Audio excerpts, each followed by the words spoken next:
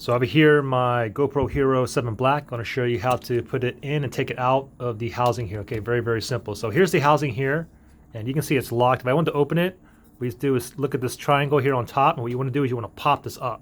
So pop this up like this, and then you see this lip right here. Just move it out, and then you have this additional door here. You just swing open, swing it down like that, and then you go ahead and insert the GoPro like that, and then you lock it. Let me just go ahead and lock it really fast again.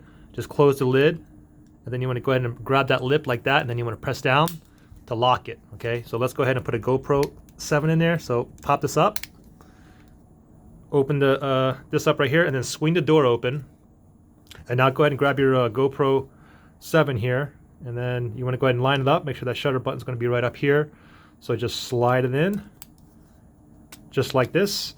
And now go ahead and grab the door, close the door like that, and then swing around that lip. Go ahead and make sure you grab that lip right there, and then just press down, just like that, and you're ready to rock and roll. And to take it off again, that triangle right there, just pop it up, like that. Move the lip, that little thing up like that. Swing the door open.